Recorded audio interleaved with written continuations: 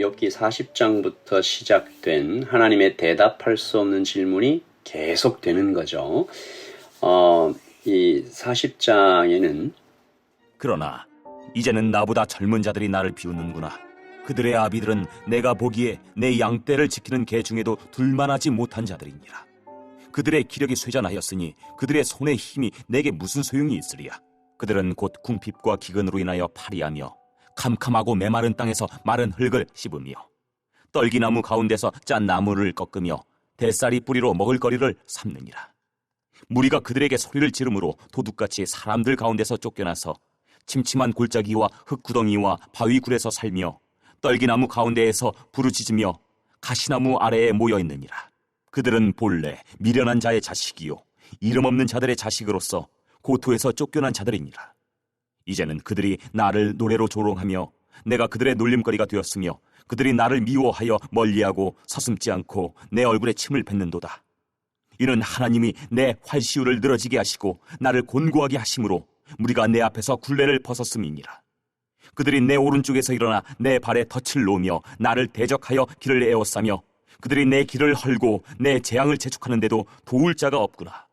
그들은 성을 파괴하고 그 파괴한 가운데로 몰려드는 것 같이 내게로 달려드니 순식간에 공포가 나를 에워싸고 그들이 내 품위를 바람같이 날려버리니 나의 구원은 구름같이 지나가 버렸구나. 아멘. 하나님의 말씀입니다. 한 번 더 읽으시면서 묵상하시겠습니다.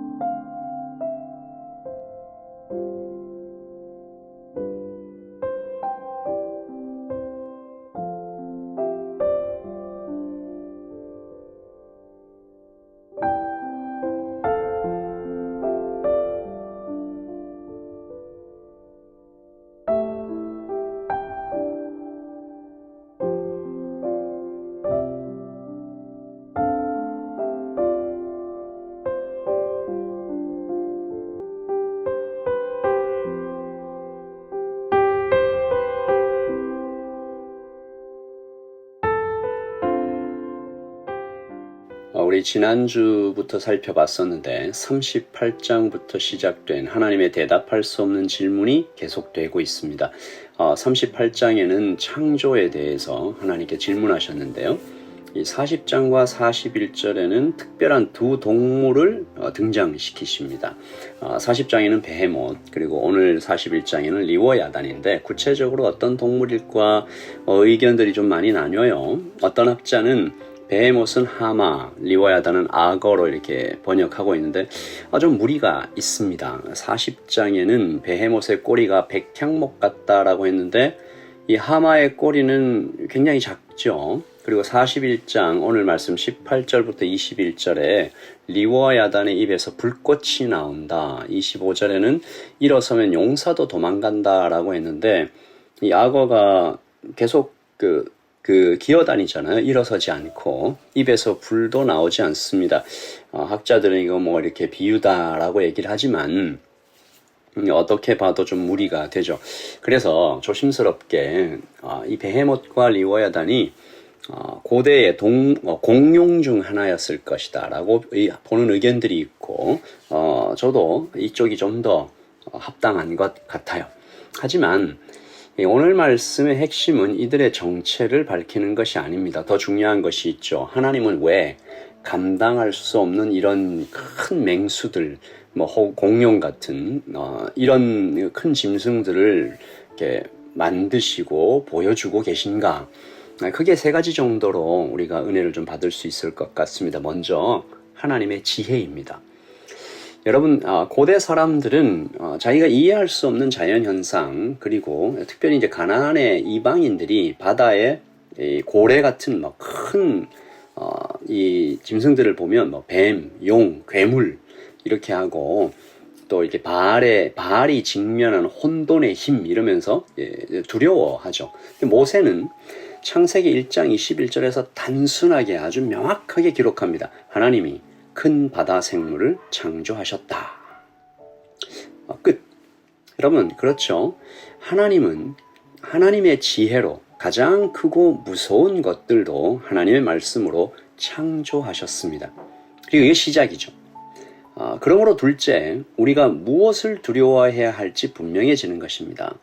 영화에서 자주 보셨죠? 이렇게 티라노사우루스, 티렉스 이런 것들이 그 큰 입으로 차를 물면 차도 막 찢어 부서지는데 그 앞에 내가 서 있다고 상상을 해봅니다.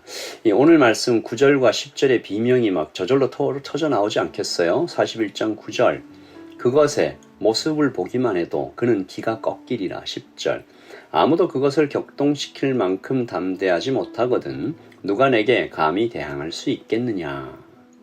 덜덜 떠는 거죠. 그러나 우리 첫 번째 하나님의 지혜, 하나님의 창조, 우리가 그것을 정말로 믿는다면, 그리고 그것을 기억해낸다면 진짜 떨며 두려워해야 할 것은 리워야단이 아닌 것이죠. 우리가 언젠가 마주 서서 얼굴을 대해야 할 창조주 하나님이십니다. 매튜 헨리가 이런 주석을 썼어요.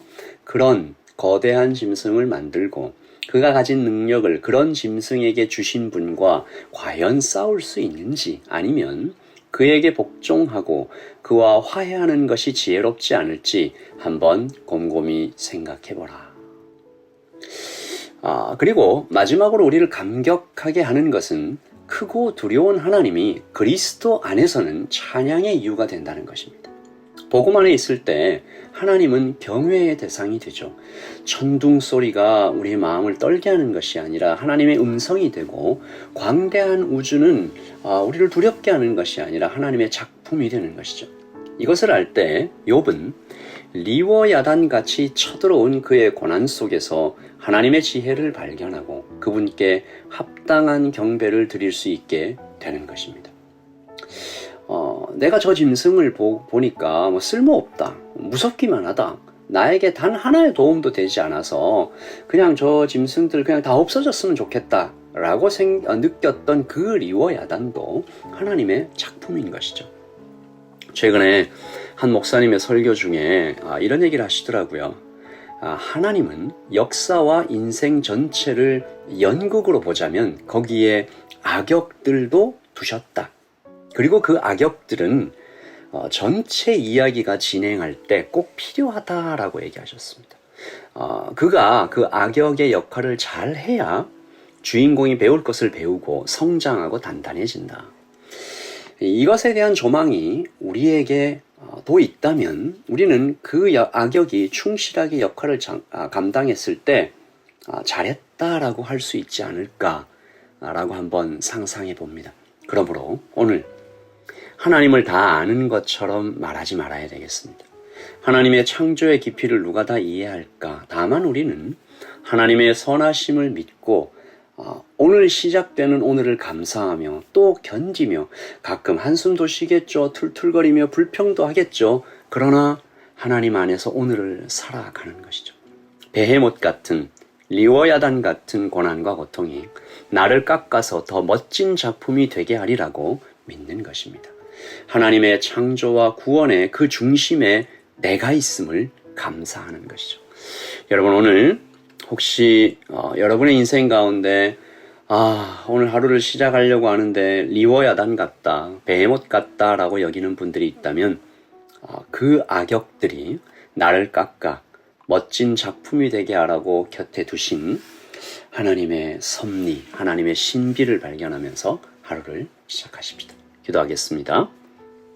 하나님 아버지, 무섭고 떨리는 이 리워야단 같은 고난과 고통이 욥을 덮쳤습니다. 하나님 아버지, 그러나 이제 우리는 하나님의 지혜를 배웁니다. 나를 깎아서 더 멋진 작품이 되게 하시는 하나님의 섭리를 배웁니다. 그 신비 앞에 섭니다. 주님, 하나님, 우리에게 닥쳐오는 그 모든 일들 가운데 그러나 하나님께서 여전히 일하시고 항상 일하시고 오늘도 일하신다는 것을 우리가 기억하고 하나님의 창조와 구원의 그 중심에 그 목적이 내가 되고 내가 있음을 감사하며 오늘을 시작합니다. 주님 감사합니다. 오늘도 주님 안에서 평안하고 승리하게 하여 주시옵소서. 예수님의 이름으로 기도합니다. 아멘. 여러분 평안하십시오. 하나님의 샬롬이 여러분 가운데 있기를 소원합니다. 샬롬.